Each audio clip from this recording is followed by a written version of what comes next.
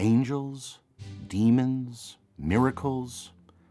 Traditional Jewish belief incorporates a number of things that in the eyes of many strain credulity because they ask us to ignore what most of our experience has taught us about the world, nature, and science.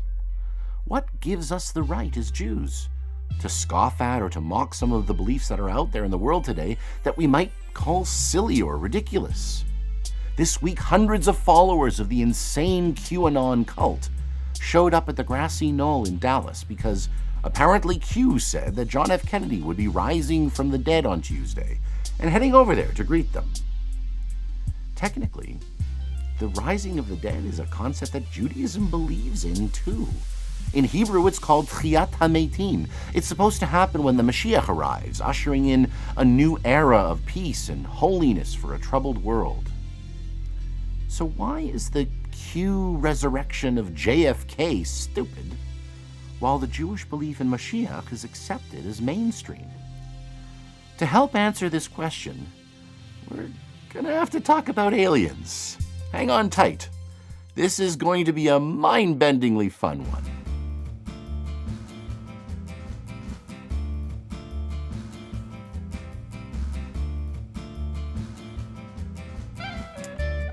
Do you believe in aliens?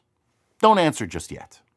When we ask the question that way, what immediately comes to mind for most people is UFOs and little green spacemen that we're used to from movies and TV, which seems pretty silly. But consider what the likelihood really is that there may be another planet out there with life on it like ours. Our planet Earth orbits the Sun, which is just one star in our Milky Way galaxy made up of some 100 billion other stars. Our galaxy is just one of trillions of other galaxies. Science tells us that based on the statistical probability alone, it is almost certain that there must be life somewhere else out there. Humanity has only been around a very short while compared to cosmic time, and if there really is life out there in the universe, chances are they've been around for much longer than we have. Perhaps they've already cracked the mysteries of existence, figured out sustainable, environmentally friendly living, defeated social problems like poverty and prejudice, and eliminated disease. Despite the almost instinctive urge we feel to dismiss the possibility of life on other worlds as ridiculous, imagine what humanity could gain if it turns out to be true. This is exactly why scientists invest their time and expertise, along with millions of tax dollars, into programs like SETI, the Search for Extraterrestrial Intelligence. As bizarre as it sounds, believing in aliens is not as crazy a thing as we might have thought, and we are all, to some degree, invested in it. And we explore that possibility not out of zealous fervor, but analytically and thoughtfully. By contrast, we see more and more people today like the QAnon followers who are entirely divorced from reality. From anti-vaxxers to Stop the Steal folks, from 5G alarmists to flat earthers, we have learned that human beings are evolutionarily hardwired to find safety in groups and will sometimes sacrifice their own sense of logic and reason in order to feel the security that comes with belonging to the group. But we're not quite done yet. Because why not then consider Judaism merely a system of groupthink? What makes our ideology as Jews any more thoughtful or analytical than other established religions? Nearly 1,000 years ago, the great commentator and philosopher Rambam published his Guide to the Perplexed, the seminal work of Jewish rationalism. The idea that every concept in Judaism can be framed in a way that is based in both logic and reasoning, including the concept of Mashiach, which made its way into Rambam's 13 Principles of Faith. How did he do it? Here's a Maimonidean approach to the answer with a modern twist. For the sake of argument, let's explore the seemingly more boring answer to our original question about believing in aliens. What if we were to say that we don't believe that aliens exist and that we are alone in the universe. That would mean that of all the planets circling around all the hundreds of billions of stars of our galaxy one among trillions of other galaxies in our possibly infinite universe, it's just us? It's all ours? Somehow this is the one spot in the entire universe where things can move because something else had the intention to push them.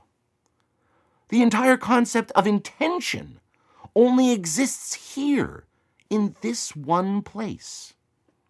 And not all life on Earth possesses the extremely rare gift of intention. A tree can't do it. Only those creatures with a degree of consciousness, which is something even more rare. And of all the creatures on the Earth with consciousness, only one form of life, one species of animal, takes consciousness one step further into sentience, the ability to be aware of oneself, to be able to reason and gain new understanding. And that's exactly what we've been doing for the last few thousand years, gaining knowledge and understanding, and more in recent years than hundreds of years ago. Our learning is accelerating. And where does all that learning and understanding reach its limit? Humans today are only a few thousand years removed from a hunter-gatherer society. Where will humanity be in another few thousand years? Will we have solved for ourselves the problems of poverty and disease and bigotry that plague our world? What will artificial intelligence look like in 1,000 years? 2,000? 100,000? What about humanity itself? What will our bodies look like? Will we figure out how to defeat death and live together forever inside a computer? Unless we destroy ourselves, which admittedly seems like a possibility, the only alternative is that humanity continues to progress until one day when our reality will be unrecognizable from the reality we live in today, when the worldly problems we know of today simply don't exist anymore. Judaism has a word for that: Mashiach. The possibly inevitable end times when the world is delivered into a state of peace and holiness. As you might imagine, this is not exactly a traditional teaching about the Jewish concept of Mashiach, but it is true Rambam style. The rationale is not exactly supposed to be the point.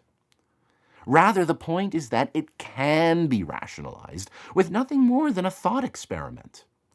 The truth is that we don't know how the Mashiach will actually manifest itself in our world, but we are open to all kinds of possibilities. What we know is that we, the Jewish people, need to be doing our part to bring it about. In this week's Parsha, Toldot, we are introduced to the rivalry between our forefather Yaakov, who is clever and thoughtful, and his twin brother Esav, who is large, brutish, and physically strong. In the Torah and throughout Jewish history, the image of Yaakov versus Esav has always been a paradigm by which the Jewish people have seen the world. The spiritually focused, educated, and thoughtful Jews facing a world that is more focused on materialism and superficiality. Esav, being the firstborn, should have been given his father's blessing, but instead God determined that the promise to Abraham would need to be fulfilled by Yaakov, not Esav. And ever since then, it has been the Jewish mission to be a light unto the nations, to be the people who in every generation annoy the world with our incessant moralizing, to show by example what it looks like to think deeply and meaningfully, to force people to talk about what our obligations are to the world instead of only about what we think we are rightfully entitled to sometimes be the only voice of reason that keeps nudging our species towards Mashiach and away from our own destruction. I personally believe that If humanity makes it to Mashiach, it will be because the Jewish people got us there with thoughtfulness, a strong sense of morality, and the ability to recognize how preciously rare life in the universe is. It's our holiness. Shabbat Shalom.